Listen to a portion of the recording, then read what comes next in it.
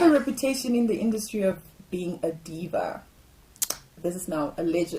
Already rolling eyes. Okay.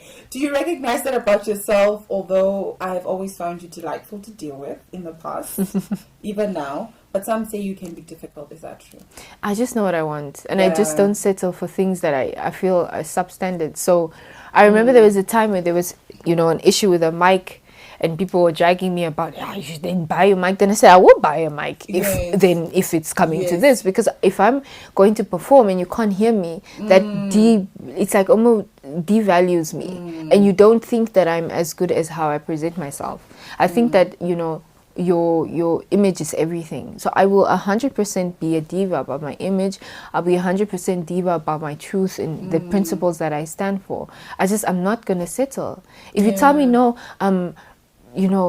then leave because you're being a diva. I'm gonna leave.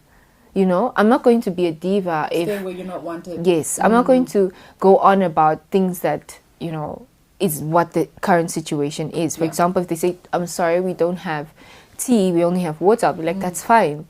But if I had put it on my rider and you can get tea and you're like, "Oh, we're not giving you tea," for example, then I'm like, "But then what's the actual issue now?" So yes, I'm a diva. Does it mainly come from like men?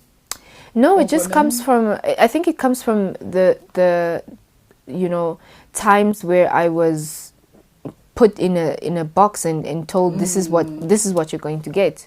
And I was like, well, I think that there's so much more to this. So I just practice to be setting standards for myself and saying this is just what it is. It's not something I'm going to compromise on. Yeah. You just made me realize something, because for the longest time, I always felt like I was also just like this horrible person. But then looking back at it, I was just like, I was being a professional. And a lot of Namibian people in the business industry, like creative or fashion or beauty, they lack so much, or the idea of like, we need to be professional first. Even if we're friends, my dear, we're not here as friends. We're here on a professional meet. Like, it doesn't. They like to mix stuff a lot. And I'm not used to that. Doesn't slide. It does. It just cannot slide because, like, you've been, out of the country in international, and the standards that they set. Exactly. And I've also, performed in many African countries, and I know that it's not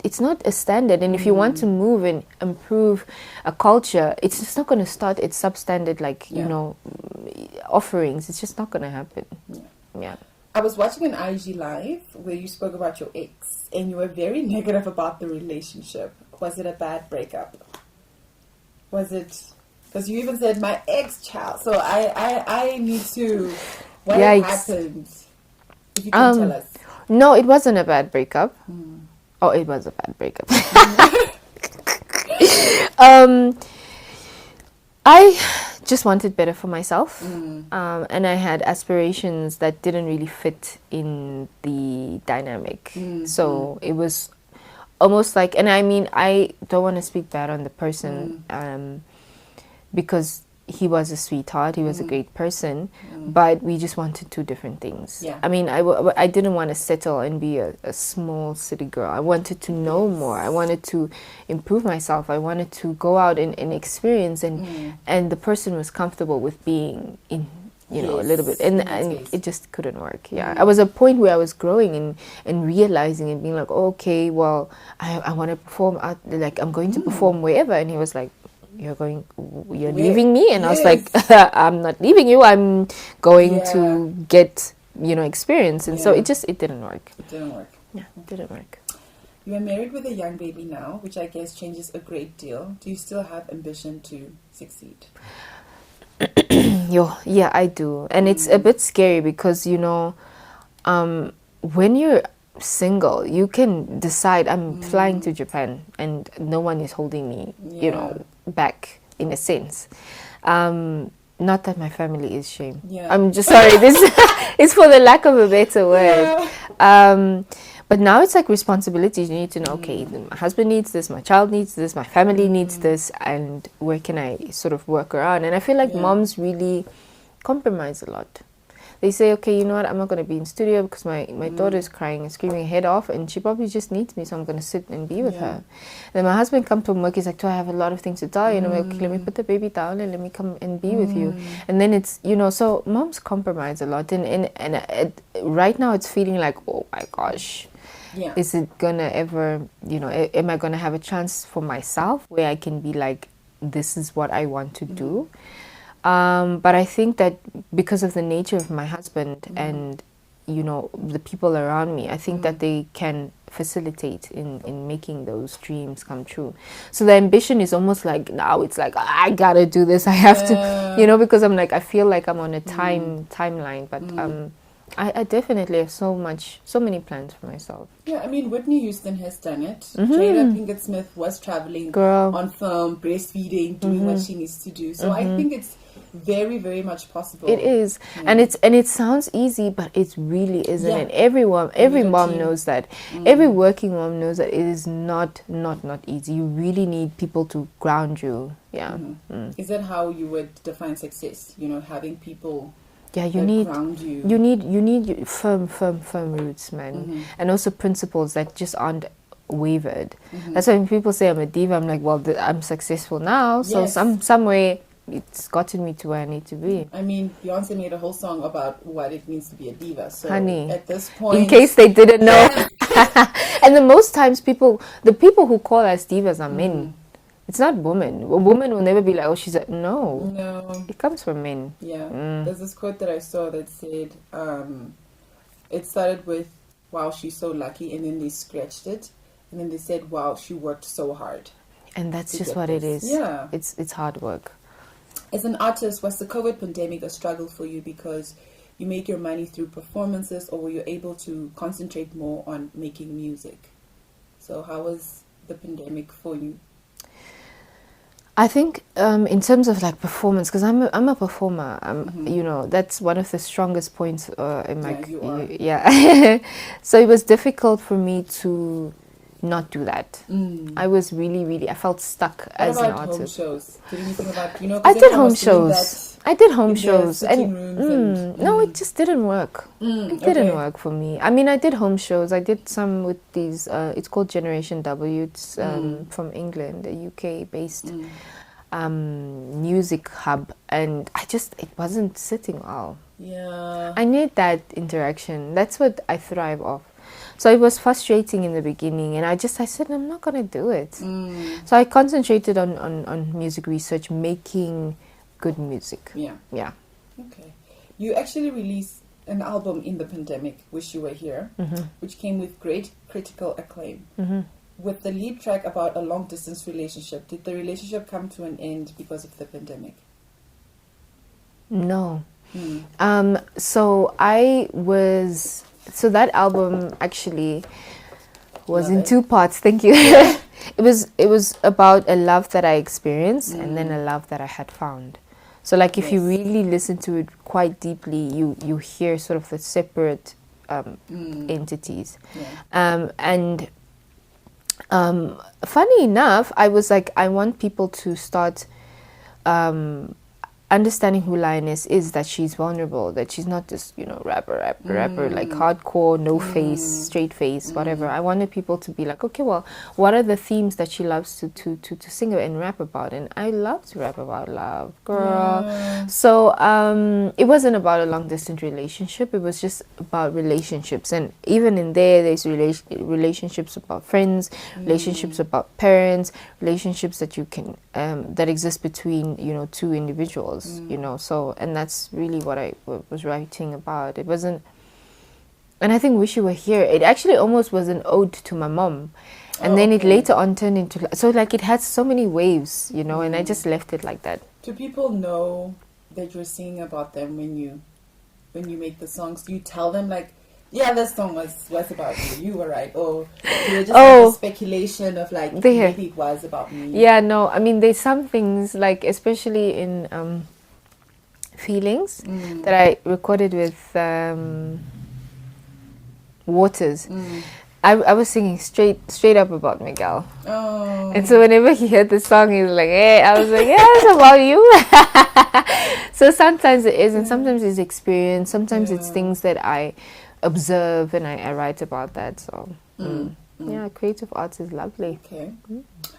You have set up your own studio at home, which I guess gives you more freedom musically. You celebrated with a tweet when you opened your studio and were critical about being verbally and sexually harassed whilst making music.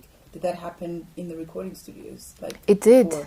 It did. And for the most part, I remember I was just so self-conscious about making music.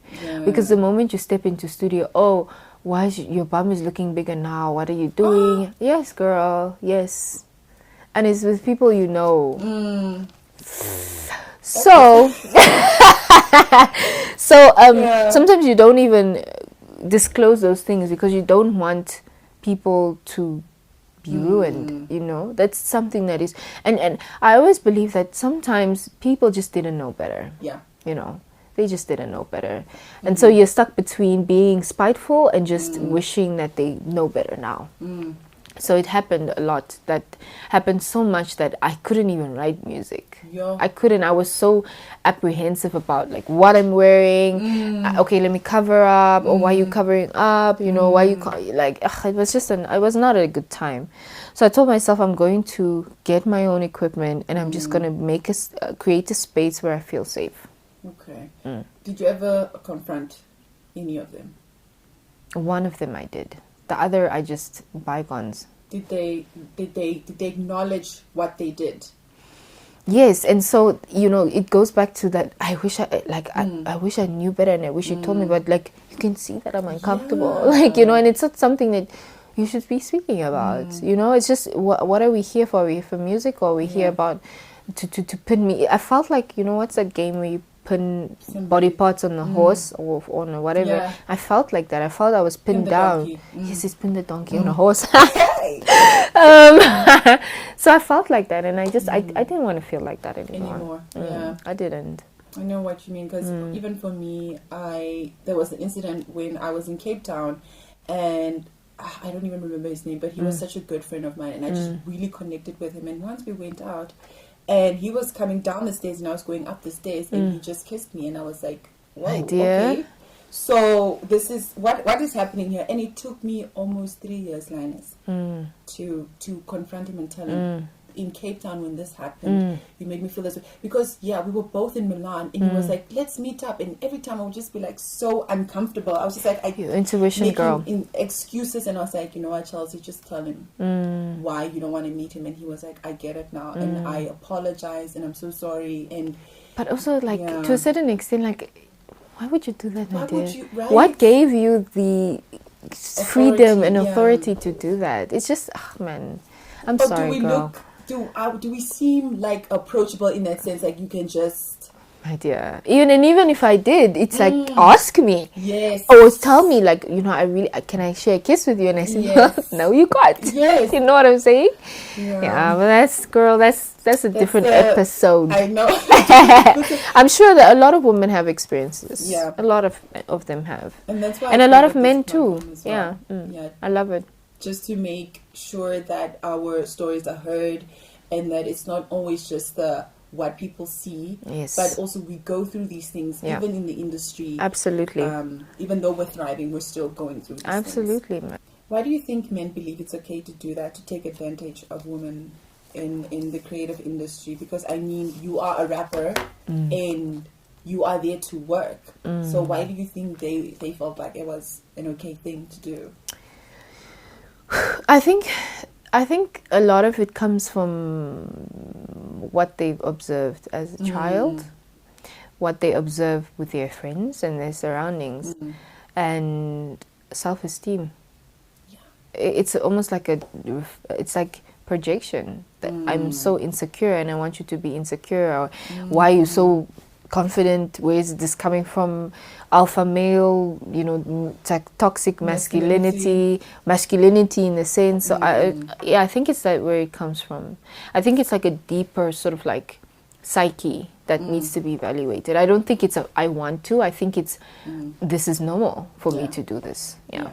I know that you mentioned earlier that you wish at least they know better now. Yeah. But do you think we should have a system in Namibia where we also name and shame these people? Like, you know, in the UK, in the United States, it's a real thing where they even take it to the news and they're like, there's this male at this age and he did this and that. Do you think it would help even? You know, that's a very difficult question that has a very complex answer. 100% with and for name and shame. 100%. Because if there is a culture that names and shames and you are still doing that, that means you are obligated to just be, I almost said something really bad. You're just obligated to your old ways. Yeah. And it can't work like that. But you know, it's almost like obtuse. It's like if you know the person and you know, it's even, you can't even say you know better, because I mean, you are of sound mind. You know these things are happening. Why are you continuing to do that? What sort of like complex is it? Is it just because you are an a-hole, or is it because there's an actual problem? You know. Yeah, so it's a very, very complex question. I mean, a complex answer. But I'm happy that these platforms exist so that they know that, okay, man, there are avenues that will expose them. And the avenues that can take and be like, okay, I'm sorry that I had acted this way toward you. Can you help me explore the reasons why I did that? Yes. You know, it's as easy as saying that. So, yeah. I think it's also like a personality trait thing. So it's like really, really complex, I believe. But I'm all for it. You know, name and shame the people who are constantly damaging people's lives, women and men. You know, so yeah. Yeah, I'm all for it too. Like, I also recently just took somebody to not necessarily to court, but I involved the police, and now till today they just cannot stand me. But I always think every time they're in my presence that if something happens, at least people know, the police know that this was a problem before. Absolutely. So I think, just taking sometimes that first step also helps. Yeah, it does. It really does. Yeah. Knowing what you know about the industry, would you encourage young people, especially girls, to think about a career in music, arts, and entertainment, and what advice would you give them? Yeah, I mean, I think we're at the point where I believe that you should just do what you want, because life is so short, man. Life is so terribly short. And when you experience like near-death experiences, or people, you know, leaving, or, you know, passing away that are so close to you, you know that, you know. At any given moment, it could be me. But I really believe in doing whatever you feel you want to do. That is right. Obviously. And any little girl who's sitting at home who is scripting in her little notebook, raps and rhymes, girl, it's just as long as you're consistent. Because it's hard work. People don't know that it is extremely, extremely hard work to get to a place where people know who you are. Oh, is that Lioness? Like, it's tough. Girl, it's tough. You have to want to be. You have to want to win as well. Exactly, and you have to want to constantly do away with whatever is trying to put you down. And there's so many obstacles that happen. And I just believe that just continue fighting and continue believing in yourself, because you have to believe in yourself, man. You have to do away with the imposter syndrome. You have to be like, I want this so bad. There is a way for me. And you go and you just close your eyes and you jump in the deep end. And I mean, you open that platform. Like, I hope anyone so. can say, well, Lioness did it. So I hope it's so. definitely possible to be a singer and a rapper and be performing, be married and have a baby. And be back on stage again. Thank you. I hope so. I really do. Yeah. What do you think are our biggest needs in the arts in Namibia? Like, what are the biggest things that you feel like, oh my goodness, we need this? Like, for me, I feel like we need, not necessarily to come together, but create packages that we can advertise to international festivals and say, like, listen, we have the accommodation, the catering, the music, the stage. We can do all that. We can actually build stages like that. I saw the Jameson thing. No, we can. I think it has to do with structure. I don't think that there's a structure that exists, because, for example, you want to have a musician that is famous and, you know, competing against international artists, but there is no sort of like functional royalty collecting. Yeah. How, my dear? Like, so let's get... girl, I don't want to. Okay, never mind. But yes, you know, there needs a structure that needs to exist. Yeah. There needs to be, a structure that exists in their avenues. They're music lawyers that we don't have. So how are you supposed to protect yourself? Go to a regular lawyer that understands. I mean, you know, so there's no structure. Like an entertainment lawyer. Yes. They avenues and structures that need to be put in place for things to be functional. And unfortunately, if the roots of that and the, you know, the so primary level doesn't exist, then can't work. But where do you think we're fighting? Ooh, you know, it's one of those things where you just need to continue fighting and hoping that something sticks to, you know, but at the same time, it's like you're fighting against like so many knots of wind at you. Like, it's, I don't know. Honestly, I don't know. I'm just hoping that, you know, the dream doesn't die with the chaos that exists. Yeah. Do you think as creatives, musicians, people get enough opportunities in this country? Not at all. Not at all. I mean, I always ask myself, what artist can go and pack out a stadium in South Africa? Namibian artist. So at the same time, we want for us to be able to be what? Continentally even. What? Yeah, no. So a lot needs to happen before so we can much. even get to that point of saying, okay, we can headline these spaces, we can do these things. And I also think there's so much pride within creatives as well. It's just like, I can't work with this person because I just feel that, you know, my work is better. But like, there's so many, like, the one thing that I truly appreciate about Nigerians and South Africans right now is that they're showing that it's important to be a team. It's important to be a team. Yeah. I think people think that they're scruffling towards, like they're scruffling for the number one spot. But there's no number one spot, my dear. They are artists that are prominent, yes, and you can be one of those 10, 20, 30, 100 prominent artists. But if we're not making collaborations because I don't like how she looked at me at the show, who is talking, then, my dear, it's futile at the end. Yeah. It's like Abisai said, there's too much gossip and chaos rather than people actually focusing on the industry. Absolutely. Within the industry. And I think it's like you said, just do what you need to do until it sticks and then you go with that. And pray. Yeah. Yeah. We ask every guest this question. If you could give yourself, your 16-year-old self, advice, what would it be? Where was I when I was 16? Girl, I was partying.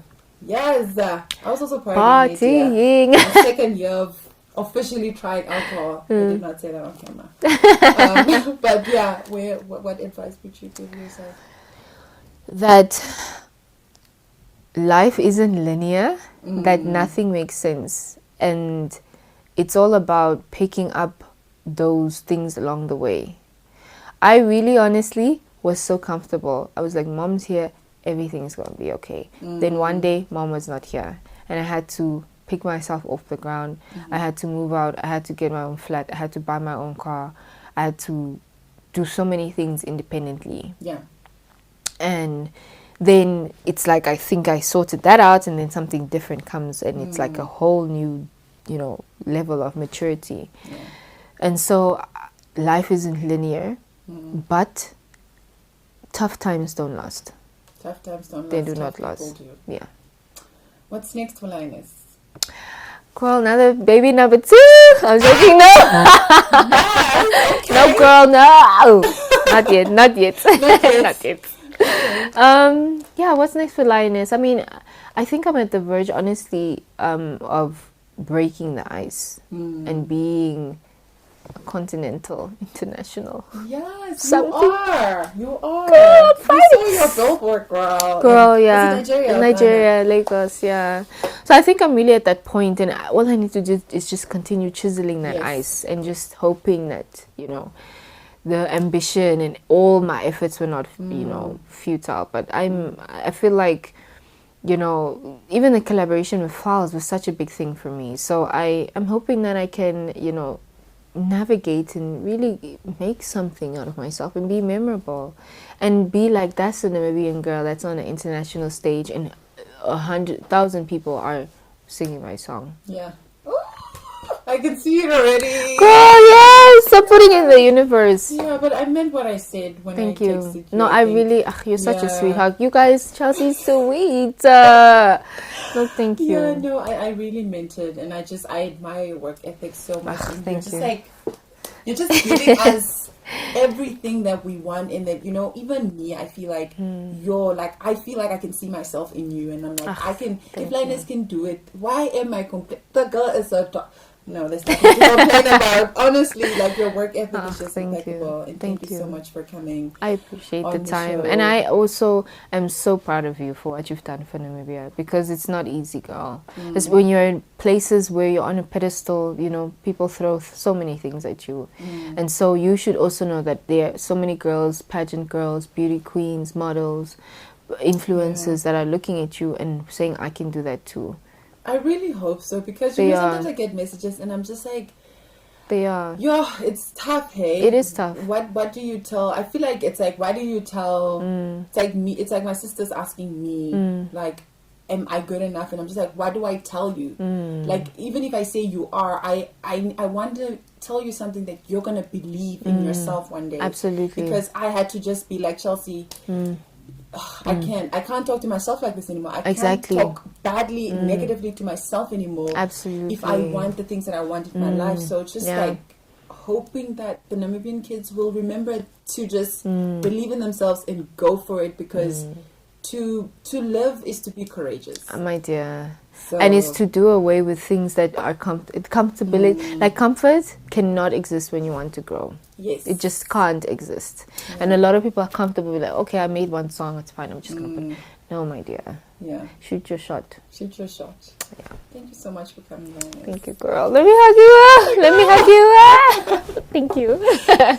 It was lovely. It was lovely having you here as well. And apparently I should just reiterate what I shared with you on the WhatsApp message, which was I personally believe in you, and I know you're capable, and you are very much like, you know who you are, Lioness, and that's something that a lot of people really lack, you know. And it also took me a very long time to see that, and I'm so happy that I have you to find that representation in. And just keep soaring, Queen, and we celebrate you, we love you, we appreciate you, we will always remember you.